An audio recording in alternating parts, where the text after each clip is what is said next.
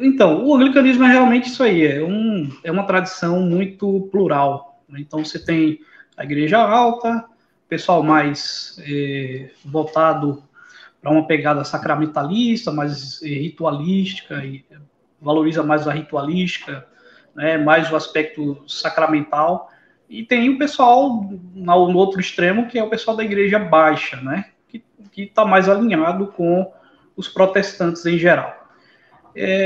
A nossa tendência lá na nossa comunidade a gente está meio que entre esses dois extremos, né? A gente valoriza aspectos tanto da igreja alta, da igreja que valoriza mais os ritos, a liturgia, a estética, a espiritualidade mais antiga da igreja, e ao mesmo tempo também nós valorizamos bastante aquelas doutrinas clássicas da Reforma, né? Então a gente está ali no meio, né? A gente está, digamos assim, do ponto de vista da liturgia, da estética, né, da espiritualidade, a gente está no meio. Digamos, se a gente puder se autoclassificar, a gente se classificaria como uma igreja ampla ou larga, né? Não no sentido teológico necessariamente, porque no anglicanismo, em um dado momento, esse termo igreja ampla ou igreja larga ficou associado com liberalismo, né? Então, o pessoal que era mais... Inclusive o termo largo, amplo, vem do fato de que os liberais eles queriam ter uma maior flexibilidade na interpretação do dogma, né? Do dogma cristão. Então, por isso que eles passaram a ser conhecidos assim.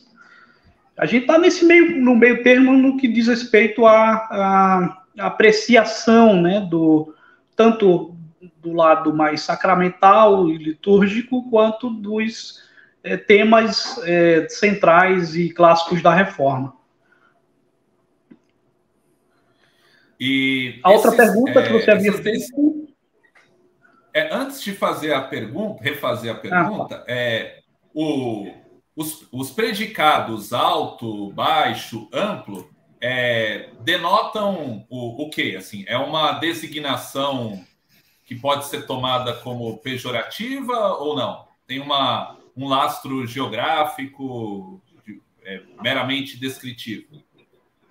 Não tem uma conotação pejorativa. Na realidade, esse termo alto, né, essa designação, ela surge lá durante acho que o século XVII, nos anos 1600 e pouco, naquele período assim que vai marcar definitivamente a identidade anglicana, porque esse termo alto vem do fato de que uma parte da igreja anglicana queria dar mais valor, ou mais ênfase, mais espaço àqueles aspectos da igreja, digamos, antes da reforma, anterior à reforma.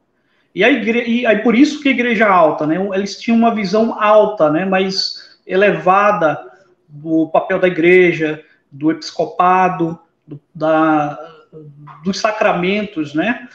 E ao passo que você tem no outro lado aqueles anglicanos que se tornaram conhecidos como anglicanos da igreja baixa, pelo fato de preferirem uma liturgia, uma estética mais despojada, mais simples, um pouco que em linha com o próprio movimento puritano, que estava em auge no século XVII na Inglaterra, e também uma visão um pouco menos, digamos assim, estimada, né?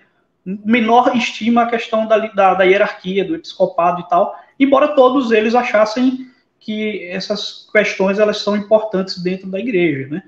E eles jamais desejaram se apartar da igreja anglicana, mas o pessoal da igreja baixa entendia que era necessário ter uma igreja mais plenamente alinhada com a proposta dos reformadores.